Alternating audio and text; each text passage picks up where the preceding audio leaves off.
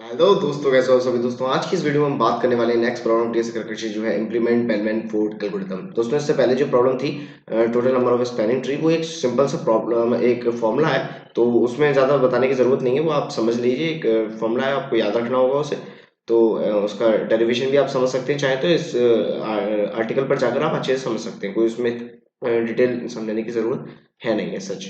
तो चलिए आज बात करेंगे हम बेलमैन फोर्ड एल्गोरिथम की। बहुत ज़्यादा अच्छी प्रॉब्लम है, तो चलिए वीडियो में आगे बढ़ते हैं और देखते हैं कि क्या है बेलमैन फोर्ड एल्गोरिथम।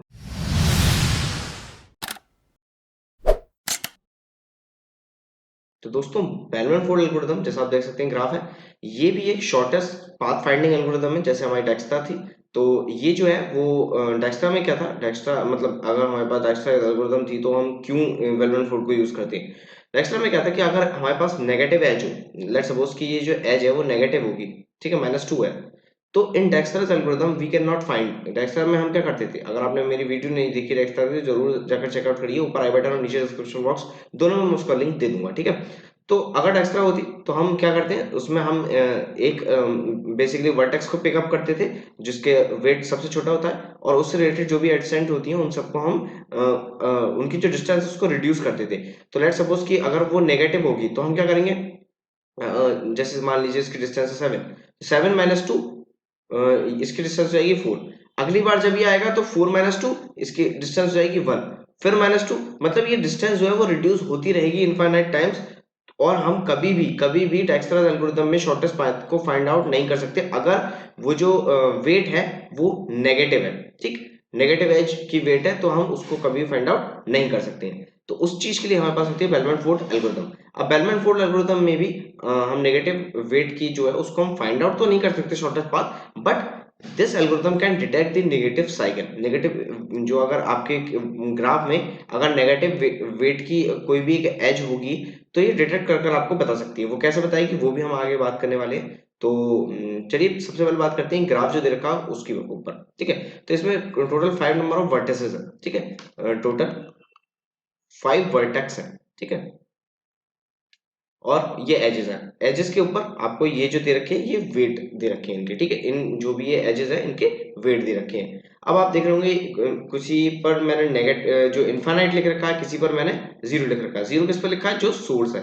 तो वी आर बेसिकली अज्यूमिंग कि जो वन नोड, जो वन वर्टेक्स है, वो बेसिकली हमारी सोर्स वर्टेक्स है, और ये सारी जो है वो अलग है, ठीक है। तो बेलमैन फोर्ड एल्गोरिथम का काम क्या है, बेलमैन फोर्ड एल्गोरिथम सारी जो वर्टेक्स है apart from the source vertex, उनका डिस्टेंस फाइंड आउट कर देती है फ्रॉम द सोर्स वर्टेक्स। तो मतलब from source vertex that is 1, 1 से 2 का शॉर्टेस्ट डिस्टेंस जो होगा वो बताएगी, 1 से 5 का शॉर्टेस्ट डिस्टेंस वो बताएगी, 1 से 4 का, 1 से 3 का। इस तरीके से शॉर्टेस्ट डिस्टेंस ये हमको लाकर देती है बेलमैन फोर्ड एल्गोरिथम, ठीक। तो इसी तरह से हम इसको यूज करने वाले हैं, कैसे करेंगे उसके ऊपर हम बात करते हैं। तो बेलमैन फोर्ड एल्गोरिथम क्या कहती है, बेसिकली बेलमैन फोर्ड एल्गोरिथम कहती है कि जितनी भी आपके पास नंबर ऑफ वर्टेक्स है, तो in our case we have 5 vertex, ठीक है, 1 to 5।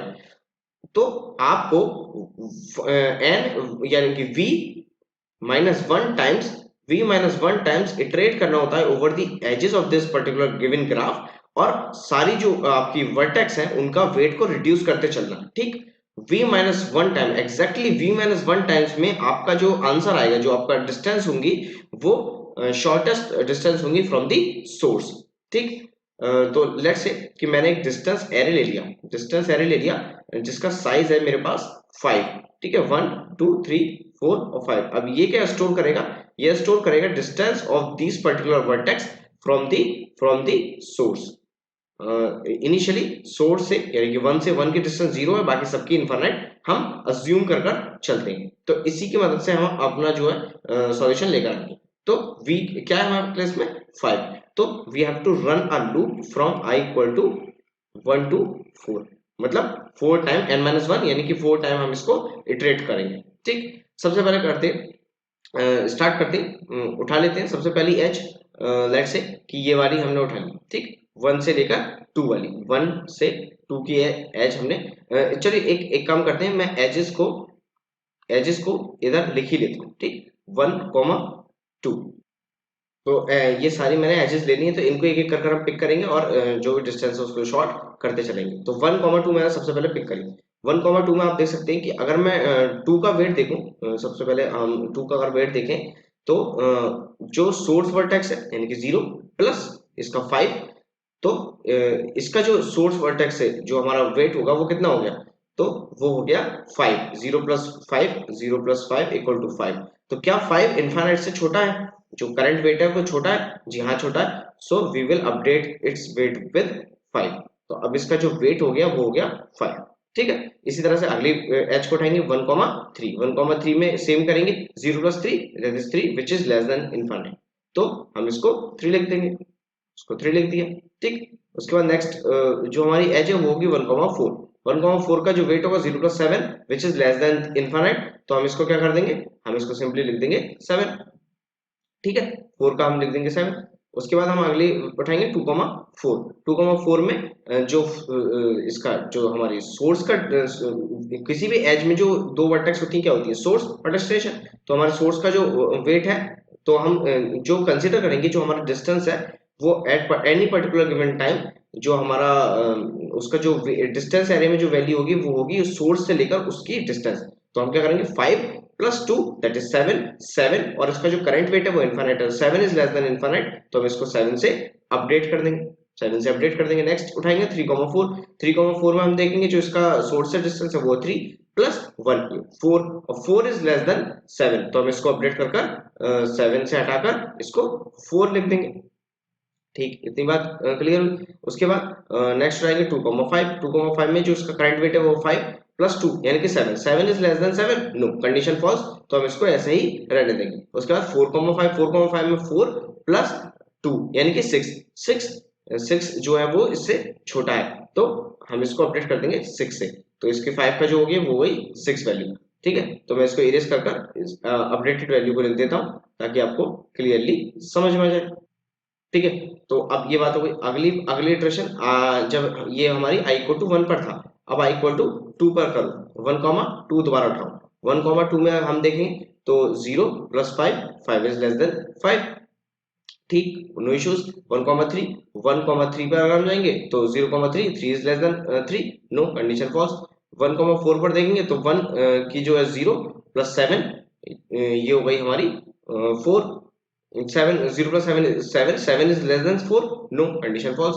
2,4, 2,4 में हम देखेंगे जो हमारी 2,4 है 5 और प्लस इसका वेट लिखना रह गया था, इसका वेट है 3, लेट से 3, तो 2,4 में हम देखेंगे तो एक हमसे मिस्टेक हो गई, हमने 2,4 को पहले नेगलेक्ट कर दिया था, तो 2,4 जब हम कर चुके थे 1,4 को जब हमने पिक करा था तो इसका वेट हो गया था 7, और जब हम 2,4 को पिक करते तो 5 और 3 8 हो जाता, ठीक है, 5 और 3 8 हो जाता विच इज ग्रेटर देन 7, तो हम उसको वैसे भी इग्नोर कर देते, ठीक है। तो हमसे कुछ मतलब कोई गलती तो नहीं हुई, बस हमसे मिस हो गया था, ठीक है। तो अगली बार से ध्यान रखेंगे।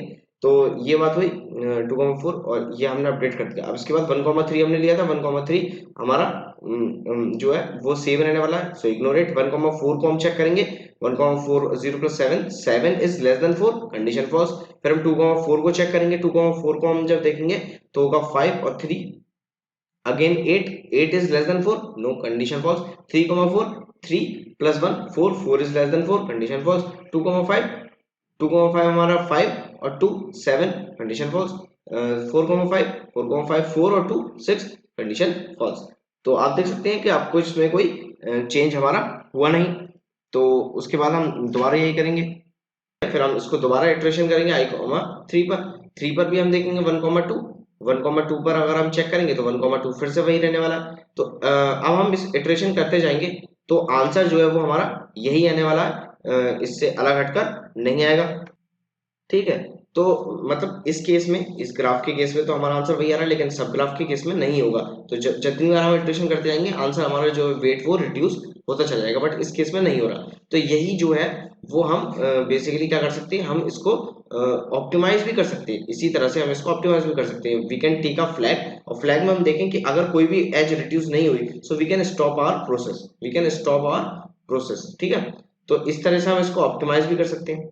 बट ये प्रूवन मेथड है, ये एल्गोरिथम है कि आप n-1 टाइम्स, या हम अगर वर्टेक्स को v लें तो v-1 टाइम्स में आपकी जो है वो एज रिड्यूस जाती है। अब हम इसमें जैसे मैंने आपको वीडियो के स्टार्टिंग में बताया था कि Bellman Ford algorithm can detect negative edges. Negative edges कैसे करेगी? तो exactly v minus one times करने के बाद आपका जो आंसर होगा वो रिड्यूस्ड फॉर्म में होगा। लेकिन अगर आप एक वन मोर टाइम यानी कि वीएथ टाइम अगर आप इस प्रोसेस को दोबारा करते हैं और अगर आपकी ग्राफ में नेगेटिव एजेस हैं तो वो डिस्टेंस को फर्दर रिड्यूस कर देगी। कैसे रिड्यूस कर देगी? देखिए, फर्दर रिड्यूस से नेगेटिव एज से आपका क्या मतलब है? लेट्स से कि एक ग्राफ मैंने ले लिया, ठीक है, एक नेगेटिव साइकिल मैंने बना ली, ठीक है, 1 2 और 3, ठीक है। इसका जो वेट है, लेट्स से इसका वेट है 6, इसका करंट वेट है 6 और इस पे जो एजेस है वो -2 और -2 सिंपलिसिटी के लिए ले लेते हैं, ठीक है। और इसका ले लेते हैं लेट्स से कि इनिशियली दे आर इनफाइनाइट, बहुत ही सिंपल मेथड ले लेते हैं, इसको जीरो ही कर देते हैं, ठीक है। ये ग्राफ ही है पूरा। तो 0 -2, क्या -2 से छोटा है? जी हाँ, -2, हम इसका वेट अपडेट कर दिया। Let me take some another colour तो आपको थोड़ा डिफरेंशिएट हो। 0 -2 हो गया, -2 4 हो गया, -4 माइनस ये 6 हो गया। अब इसका आप देख सकते हैं कि वेट जो है वो फर्दर रिड्यूस हो गया, -6 हो गया। उसके बाद -6 -2 8 हो गया, -8 -8 -2 -10 हो गया, -10 -2 -12 हो गया। इस तरीके से आप जितनी बार भी इसमें जाएंगे ना, ये एक नेगेटिव साइकिल हो गई और आपका वेट हमेशा रिड्यूस होता चला जाएगा। तो even after v minus one times ये आपका वेट फर्दर रिड्यूस होगा। और अगर ऐसा होता है that means your graph contains a negative cycle. तो इस तरीके से हम बेलमैन फोर्ड का यूज करते हुए नेगेटिव साइकिल को डिटेक्ट कर सकते हैं इन अ गिवन ग्राफ, ठीक है। तो अगर हम बात करें इसकी टाइम कॉम्प्लेक्सिटी की, इस एल्गोरिथम की, तो वी कैन सी कि v minus one closely v times ये v टाइम लूप चलाता है और सारी एजेस को कंसीडर करता है। तो v इंटू e टाइम्स में ये आपका आंसर लाकर आपको दे देता है। स्पेस कॉम्प्लेक्सिटी की बात करें तो सिर्फ जो हमारी एजेस हैं उनको स्टोर करने का हमें जरूरत है और प्लस जो हमारी वर्टेक्स है उनका जो डिस्टेंस है, नंबर ऑफ वर्टेक्स के इक्वल है, तो हम ये भी करेंगे। तो e प्लस बी हम इसको बोल सकते हैं। तो अगर हम माने कि e हमारा बड़ा होगा तो big of e time space complexity इसकी होगी और big of v of e इसकी टाइम कॉम्प्लेक्सिटी होगी, ठीक है। तो काफी सिंपल प्रॉब्लम है, बस आपको वी टाइम लूप चलाना है और सारी एजेस को रिड्यूस करते चलना है वेट आपका, ठीक है। Exactly v minus one times में आपका जो डिस्टेंस एरे होगा उसमें शॉर्टेस्ट पाथ वैल्यू होगी फ्रॉम दी सोर्स। तो चलिए let's move on to the code of this problem और कोड देखकर आपको और अच्छी तरह समझ में आएगा। तो as you can see on the screen मैंने एक डिस्टेंस एरे ले लिया। पहले तो हमें एक इस नेगेटिव पहले तो हमने जो जीएफजी की प्रॉब्लम है उसी को मैंने लिंक ले लिया, जो इसका लिंक शीट में डला हुआ है। तो इस नेगेटिव वेट साइकिल, तो इसमें हमें बेसिकली हमारा टास्क क्या था कि नेगेटिव वेट साइकिल का हमें क्वेश्चन में हमें दे रखा था कि एक ग्राफ है आपको, उसमें एजेस दी गई होंगी, उसमें आपको नेगेटिव वेट साइकिल बताना है कि है या नहीं, ठीक है। तो सिंपली हमने n नंबर ऑफ जो हमारी वर्टेक्स होंगी, जो भी हमारी वर्टेक्स होंगी, और ये एजेस का 2D मैट्रिक्स है, इसमें आपकी एजेस आपको मिल जाएंगी, ठीक है। उसके बाद मैंने क्या करा, मैंने डिस्टेंस एरे ले लिया n साइज का। उसके बाद मैंने उसमें इंटीजर डॉट मैक्स वैल्यू मतलब जितनी मैक्सिमम वैल्यू थी इनफाइनाइट भर दी। फिर सोर्स की डिस्टेंस को मैंने जीरो कर दिया। उसके बाद मैंने एक्जैक्टली 1 से लेकर n-1 टाइम तक लूप चलाया। उसके बाद इनर लूप चलाया मैंने 0 से लेकर एजेस की जो भी लेंथ जितनी भी एजेस है उतनी तक।